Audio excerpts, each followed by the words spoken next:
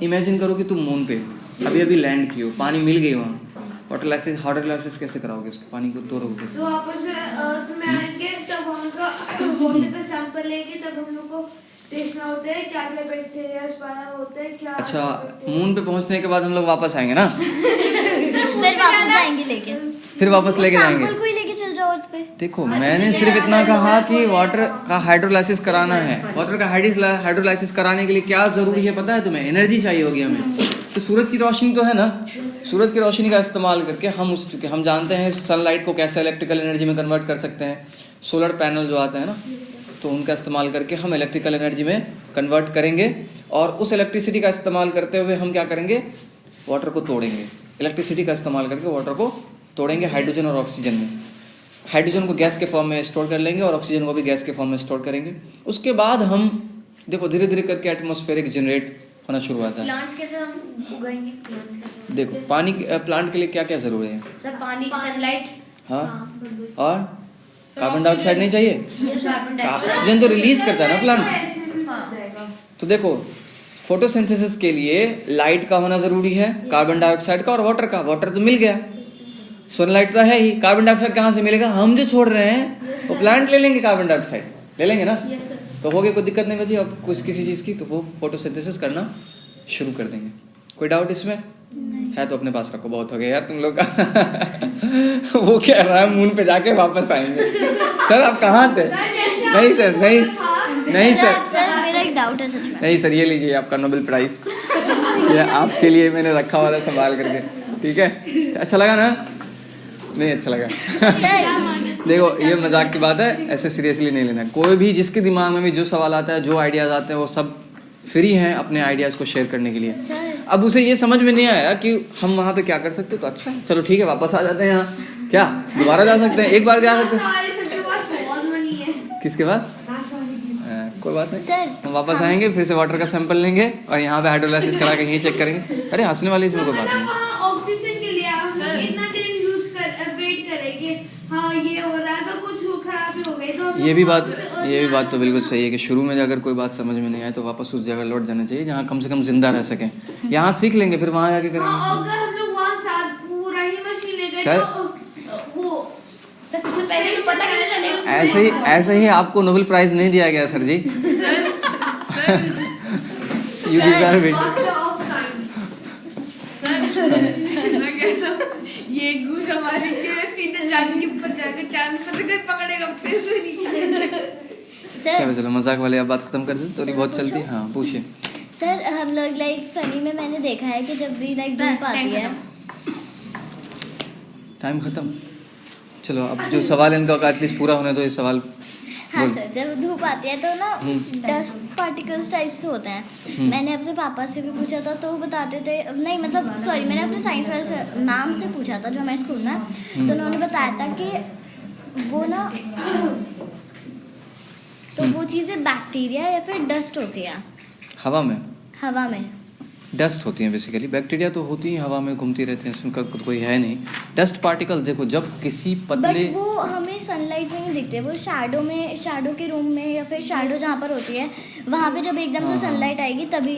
हाँ जैसे ये वाला बात कर रहे हैं ना, डस्ट एंड स्मोक। हाँ जहाँ पर ऐसे जगह पे हम हो जहाँ पे अंधेरा हो, लेकिन किसी एक पतले से छेद से या खिड़कियों से ज्यादा तेज रोशनी आ रही हो तो वहाँ पे वो दिखाई देती है। जैसे कि लाइट चली जाती है तो फिर फ्लैश लाइट खोलते हैं तो उसके अंदर से एग्जैक्टली फ्लैश लाइट या टॉर्च लाइट अगर हम खोलते हैं तो उसमें भी उसी दिखाई। तुम लोग इतना खामोश क्यों यार? कोई मर गया क्या? कुछ बोल ही नहीं रहा ना, क्वेश्चन पूछ रहा है लड़का, वो भी बैठा हो चुपचाप, वो भी नहीं। बहुत जरूरी चीज सर, पानी पीने जाओ सर। एक बहुत जरूरी चीज यही पूछना था सर, एक बहुत जरूरी चीज पूछनी थी। बोलो। कि सच्ची में सन हमें कॉस्मिक रेस से बचाता है सारे प्लैनेट? कॉस्मिक रेस से? कॉस्मिक रेस फॉर्मूला हमारा एटमॉस्फेयर बचाता है हमें कॉस्मिक रेस से, और हमारी मैग्नेटिक फील्ड भी। सर ये कॉस्मिक रेस पे कहाँ पहुँच गए? बहुत ज्यादा दूर पहुंचे। बच इस सवाल का जवाब है, इस सवाल का जवाब हमारे, हाँ वो साइंटिस्ट अफान बाबू जो, हाँ अफान बाबू इस सवाल का जवाब देंगे। वो बता रहा था, बिल्कुल सही बता रहा था। बताइए।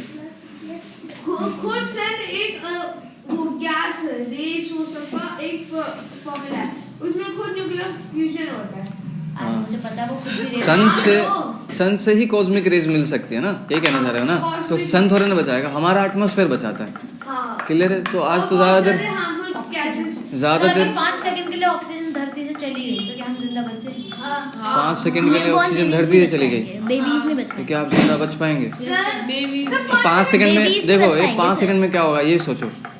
हमारा जो एटमॉस्फेयर है उसका कंपोनेंट चेंज हो जाएगा। ये सर जैसे ही कंपोनेंट में चेंज आएगा उतना सडन चेंज। देखो ऑक्सीजन कितना है, तकरीबन 30% है लगभग, है ना। 21% तो अचानक से जो हमारा एटमॉस्फेयर में चेंज होगा तो क्या होगा पता है? हम लोग बर्दाश्त नहीं कर पाएंगे, हमारी मर बॉडी जाएंगे, बर्दाश्त सब नहीं मर कर पाएगी। जहां तक मुझे समझ में आता है हमारा खून उबलने लगेगा ये सर और फट जाएगा सर यहाँ पे ना सर सब कुछ पिघल जाएगा पूरा। हमारा बॉडी जो है पूरा सारे नस जो है जितने फट जाएंगे। सर, प्रेशर बिल्डिंग कम होगा ना, एक बेसिकली झटके में प्रेशर गिर कम हो जाएगा, एयर का सारी प्रेशर। तो बिल्डिंग एक इंटरनल झटके प्रेशर में की गिर वजह से हमारा बॉडी फट जाएगा। कभी कान में आवाज सुनी है टी करके आवाज आती है, तो वो हमारा जब हमारे इंटरनल प्रेशर ज्यादा बढ़ जाता है ना बॉडी के ब्लड के प्रेशर की वजह से, तो जाकर के आवाज सुनाई देती है। बाहर की प्रेशर कम होती है रिलेटिवली उस वक्त। अब सोचो कि अचानक से 30% एयर गायब हो गई, बूम से फटेगा ऐसे, सर हमारे फटेगा, सारे मर जाएंगे, जितने भी ऑर्गेनिज्म सब मर जाएंगे। प्लांट शायद बच जाए, नहीं वो भी नहीं बचेंगे, उनका भी इंटरनल प्रेशर होता है, वो भी फट जाएंगे। बैक्टीरिया बच सकता है क्या? वाटर में पाए जाते हैं। वाटर में जो बैक्टीरिया पाए जाते हैं, अच्छा वो है ना, हाँ, किसी जो भी क्या कहीं में अडैप्ट कर लेते हैं, उसको स्पेस मिलेगा क्या, विदाउट ऑक्सीजन अडैप्ट कर लिया। बैक्टीरिया को स्पेस में लेके गए। हाँ ये भी सही है। सर वो अंटार्कटिका उसका में नाम है। क्या है उसका? अरे नाम नहीं पता, पर वो कहाँ देखा यूट्यूब होता है। नहीं। चलो मुझे लगता है शायद टाइम हो गया। देखो तो टाइम कितना हो रहा है क्या? क्या 9:32 क्या क्या कुछ भी बोले जा रहे हो यार। 7:32 इन्हें 9 बजा दिए इन लोगों ने, 9:30। आपको कोई सवाल नहीं है? किसी प्लांट पे नहीं पड़ेगी तो उसके अंदर क्लोरोफिल नहीं होगा ना। किसी प्लांट पे नहीं पड़ेगी तो क्लोरोफिल नहीं होगा। नहीं नहीं ऐसा नहीं है, फोटोसिंथेसिस नहीं होगा। फोटोसिंथेसिस का जो प्रोसेस है जिससे फूड बनता है, लेकिन सर वो उसका टेस्ट कौन भागता है? क्या सनलाइट अगर नहीं पड़ी तो हाँ वो सूख नहीं जाएगा बेसिकली। वो प्लांट बचेगा कैसे फिर? जब प्लांट सूरज की रोशनी मिल ही नहीं रही है तो फोटोसिंथेसिस होगा नहीं, वो ग्रोथ ही नहीं करेगा, है ना। सर अगर जैसे कि रात हो रही है और चलो तुम्हें पता चल गया फाइनली कि रात हो रही है। उसने कहा था उस दिन हो रही है ना। सर हाँ जैसे कि अरे बात मत करो, यहाँ रिकॉर्ड हो रहा है, बहुत सेंसिटिव है इसका माइक। हाँ बोलो। सर मैं कह रहा हूँ अगर जैसे रात हो रही है और जो हमारा मून है वो अगर उसके ऊपर इतनी ज्यादा सनलाइट पड़ी है ना, मतलब सन से या फिर किसी और स्टार से, ठीक है, तो सर वो इतना ज्यादा चमक सकता है कि वो सन के जैसा लगे। बिल्कुल बिल्कुल सही बात है। वो अलग बात है कि उसका पहले साइज तो छोटा कि है। सन से सन मून को वो देता ही नहीं है। लिमिटलेस लाइट क्या कह रही हैं आप? सन मून को लाइट देता है ना, तो वही उसी के रिफ्लेक्टेड लाइट की वजह से हम लाइट की वजह से हम लोग देख पाते हैं। मून को देख पाते हैं। वही कह रहा है कि अगर Limited light देता है ना अगर पर। लाइट बहुत ज्यादा पड़ जाए तो वो इतनी ज्यादा चमकने लगी जैसे सन चमक रहा है। यही कह रहे हैं ना, सही बात है बिल्कुल। मैं आपके आंखों में अगर वो लाइट फिट कर दूंगा, वहां से लाइट निकलेगी तो फिर वो भी सर, चमकते एक दिन हुए तो- दिखाई। अब देखो ना ये क्या है, ये क्या है, ये बल्ब क्या है? असल में हम लोगों ने वो तरीका ढूंढ लिया कि लाइट रे कैसे इमिट किया जा सकता है, कहाँ से निकाला जा सकता है।